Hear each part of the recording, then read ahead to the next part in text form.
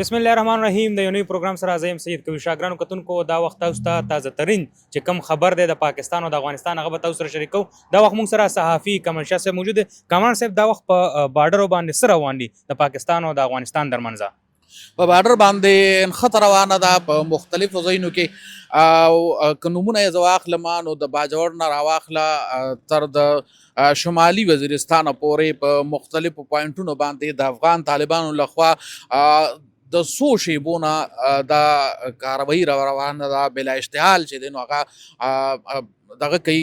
حملې کوي په مختلفو ځایونو کې ولې دې خوا که ورته وګورو نو د پاکستان فوج لخوا هم ورته ډېر خلماتې جواب ورکولی کېږي روان دی او اوسه پورې چې کوم اطلاعات راغلي دغه اطلاعاتو مطابق په مختلفو ځایونو کې د افغان طالبانو چې کومې چک پوسټې دي نو هغه هم پاکستان فوج په هغې باندې قبضه کړې ده او په هغه خوشا ځایونو کې د افغان طالبانو چې کوم وجلي شوي خلک دي هغه هم پراته دي وسلت هم پاتې شوې ده یا به داسې ووایو چې کیدای شي همدغه خلک وو چې کوم دغلته جنګېدل او په کراس فایرنګ کې یا په جواب کې چې دی نو هغه مړه شوي دي نو دغه ځای نو که درته زه ووایم نو د پاکستان سیکیورټي فورسز دې وخت کې دا دعوه لري چې دوی 34 افغان چې کوم طالبان دي کوم چې حمله کړې وه هغه په مختلفو ځایونو کې هغه دوی چې دی نو وجلي دي همدغسې که ورته وګورو نو مختلفې چوکیانې یې پته کړي دي او په دې کې ماشین نو کې 3 چوکیانې دي د ګوشتې علاقه انارګی کې چې د 2 چوکیانې دي ضلع کونړ علاقه انارګی ده او په هغې کې چې بله کومه علاقه ده دو کلام ورته وایي په هغې کې 4 چوکیانو باندې د پاک فوج دې وخت کې قبضه ده د افغان طالبانو چې کوم اصله ده هغه هم هغې سره ده او د افغان طالبانو چې کوم مړه دي لاشونه دي هغه هملته پراته دي دغسې که د سرحد په نورو اړخونو کې په پوینټونو کې ورته وګورو نو دغه وخت کې نښته روانه ده او د پاک فوج له طرفه دا هم یو دعوه کېږي چې د افغان طالبانو لخوا چې دی نو په سرحدي علاقو کې چې کوم د پاکستان طرف ته علاقې دي سیویلین علاقې دي په هغې باندې هغوی ډایرکټ بمباري کوي لګیا دی بمباري سینس چې حملې پې کوي د ماټر ګولو او داسې درنې وسلې حملې پې کوي که تاسو ته یاد وي 2 شپې مخکې په لنډي کوتل کې هم دغسې یو نښته شوې وه په هغې کې چې دی نو افغان طالبانو له طرفه ښه درنه وسله استعمال شوې وه ښه ټیک ټاک چې دی نو توپخانه چلېدلې وه په هغې کې خو د دې طرفه چې کوم ریټیلیټ شو د پاک فوج له طرفه او دوی چې کومه واپسي حمله وکړه کوم جواب یې وکړو نو هغه یقینا چې خلمات جواب او په هغې کې هم افغان چې کوم د هغې سیکیورټي فورس دي افغان طالبان دي د هغې کسان پکې وجلي شوي همدغسې 2 چوکۍ په مکمله توګه باندې تباه شوې وې همدغسې که وګورو نو یو ټینک د هغه طرفه چې دی نو هغه مکمل طور باندې سوځېدلی نن هم دغه صورتحال روان دی او د دواړو طرفو نه ښه ټیک ټاک چې دی نو په درنه وسله باندې په یو بل باندې ګلباري چې ده نو هغه شروع ده نن سټارټ چا اخیستی و کامران صاحب مخکې که وګورو یا نن که وګورو په دې ټولو حالاتو کې د دغه نه پس کله چې د پاکستان جټ تیارو په افغانستان کې حمله کړې وه او د دوی د وینا مطابق د پاک فوج او د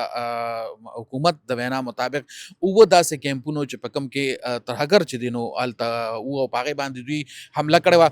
د هغې نه پس دا سیز روان شوی دی او دا جواب افغان فورسز وایي چې مونږ جواب ورکوو پاکستان ته اوس جواب په څه ورکوي هغه اوس لکه ماته نه دغه کېږي ځکه چې دلته الحمدلله یو تربیت یافته پروفیشنل فوج دی ورسره ایر سپورټ شته ورسره زمیني ښه ټیک ټاک دغه شته هغې سره نه ایر سپورټ شته زمیني دغه کې هم د هغې خلک تربیت یافته نه دي دا به ووایو چې افغان طالبان چې 20 کاله امریکې سره جنګېدلي دي نو په ګوریلا وار کې ډېر تکړه دي خو لکه مخامخ جنګ کې چې دی نو ډېره زیاته مشکله ده بهرحال کله چې هم پهل کیږي یا شروع کیږي نو دا د افغان طالبانو د طرفه کیږي او د افغان طالبانو د طرفه چې کومه شروع وي نو په هغې کې هغې اکثر چې دی نو دا پوهه چې وهلو خوري او ښه خلماتې جواب ورته دې طرف ملو چې خو د هغې باوجود چونکې هغې هم مطلب ملک دی او لکه د قام او د خلکو هغه خبرې او دغه لري نو هغې هم دغه څیزونه کوي چې یاره خپله یو کوشش کوي خپله دغه کوي او د دې طرفه هم به ته ښه ټیک ټاک جواب کامران صاحب اخرنی سوال درنه کوم دا راته ووایه چې اوس کوم صورتحال روان دی جنګ روان دی په بارډرو باندې مطلب ډزې کېږي لګیا دی خو چې کم دلته غیر قانوني افغانیان دي نو هغې ته دا مشکلات نور سیوا کوي نه په پاکستان کې یاره زه وایم دا غیر قانوني چې دي دي بس خپل ملک ته لاړ شي موږ له هم درد سر کتلی دی او تا له هم درد سر کتلی دی او د نورو خلکو له هم کتلی یقینا چې هغوی ته به دا چې دی نو ډېر زیات مشکل پیدا کوي او مشکل دی هم ځکه چې بارډر بند دی او بیا دغسې وړې وړې حملې چې شروع شي نو د دې نه یو غټ جنګ جوړیږي اوس بحیثیت دوه ګاونډي هیوادونه مونږ خو به دا دوایي چې خدای پاک پکې یو داسې کس یو داسې ملک راولي لکه د سعودي په شان هغه دا دواړه کښېنوي او د دې چې کوم دغه دي هغه حل شي او دواړه په دغه باندې شي ځکه چې جنګ د چا په حق کې هم نه دی نه د پاکستان په حق کې دی او نه د افغانستان په حق کې دی. کامران صاحب جنگ سیوا شو کمیږي نه مونږ ویل چې یو ښه خبر به مخې ته راځي د بارډر د کلاوېدو حوالې سره روژه دا بیا مخکې اختر دی خو هغه جنگ نور هم سیوا شو خبره چې کم دی نو ډزو ته لاړه نو دا خو همدغسې ده شاجي چې کله په اور باندې ته تیل ورچوې د اوبو په ځای نو جنګ به اور به سیوا کېږي دلته مختلف داسې واقعات منځ کې راغلل چې هغې د دغې جنګ په اور باندې د تیلو کار وکړ او هغې سره دا څیز سیوا شو اوس الله دې وکړي چې مخکې دا جنګ چې دی نو په دې اور باندې څوک اوبه ور واچوي